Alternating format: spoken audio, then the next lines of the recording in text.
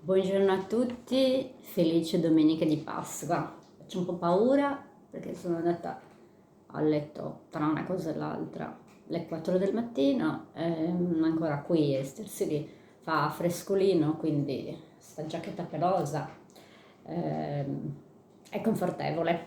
Bene, sono davanti alla mia tortina furba e adesso passerò a farcirla. Aiù, venite con me. La prima operazione è prendere le fruste e il contenitore e metterli in congelatore per farli diventare freddissimi, ehm, per preparare poi la panna montata e farla venire durissima, proprio consistente. Ho trasferito la panna nel contenitore ghiacciato, fruste ghiacciate e ora via. 3 minuti e ho ottenuto questa consistenza, sembra cemento. Ho comprato tantissime fragole e ho deciso di preparare la mia torta con una bagna di fragole. Procedo così: scelgo le più grandi, le frullo con un frullino a immersione e poi aggiungo un cucchiaio di sambuca. Si vede come sono belle rosse mature mature? Queste arrivano da Oristano.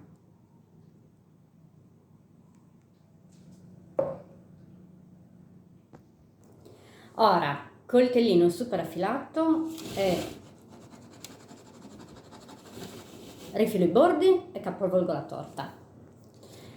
Quella tortiera, questa, si chiama tortiera furba proprio perché ha un bordo che quando tu sforni la torta compare un bordino molto alto, quindi tu metti la crema al centro e lei praticamente la contiene. Questa volta non so perché è rimasta appiccicata alla tortiera e guardate che queste cose succedono.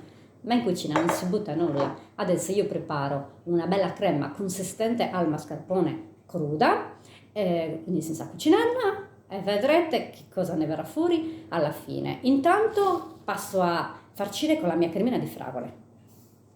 Vedete com'è bella, densissima. Procedo semplicemente così. C'è anche qualche pezzetto di fragola che non si è ben frullato. Un cucchiaio e passo tutti i bordi. Ma pensate che i pasticceri, quando qualcosa va in malora, non parliamo del fatto che riciclano tutto ciò che andrebbe buttato alla spazzatura, che non mangiano neppure i nostri maiali, ma una torta imperfetta, l'importante è che sia buona. Pronta, eccola qua. 4 uova, 2 devo andare a lavarle perché guardate in che condizioni ce le hanno consigliate le nostre pollastre. Ho separato gli albumi dai tuorli, uno loro.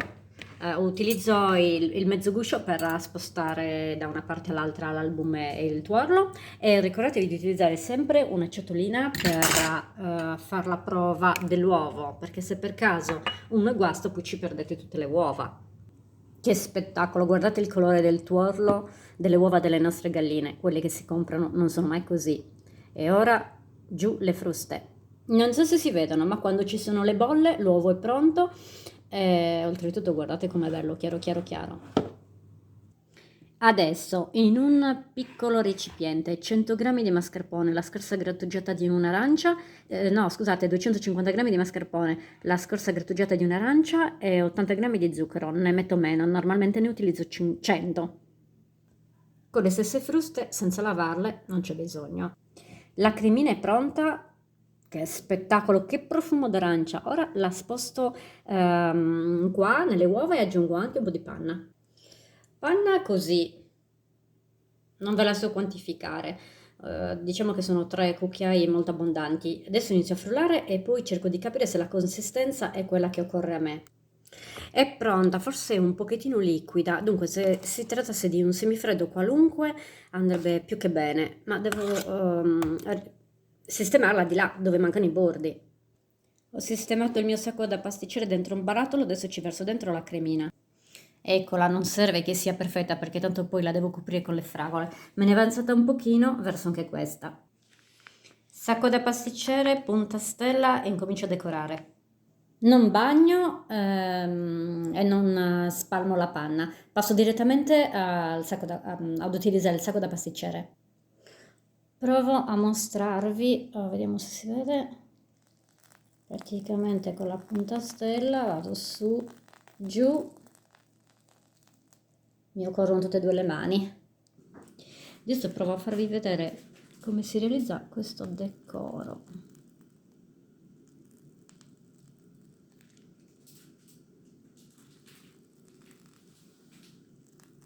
Non so se riuscite a vederlo.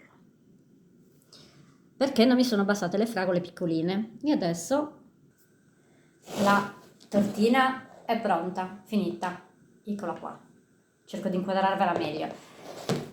Quando utilizzo la panna, nel momento in cui non la sto utilizzando, quindi tra il momento in cui l'ho montata e poi invece l'ho realmente utilizzata, la tengo sempre in frigorifero. Fa un viaggio continuo dal frigorifero perché in cucina c'è caldo e rischia di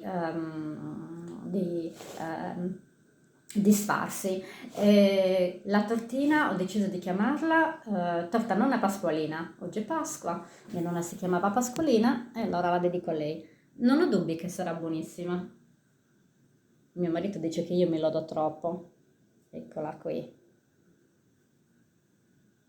Perché quando si usano gli ingredienti buoni si ottengono ottimi risultati. Vi saluto e vi auguro ancora una felice Pasqua. Ciao!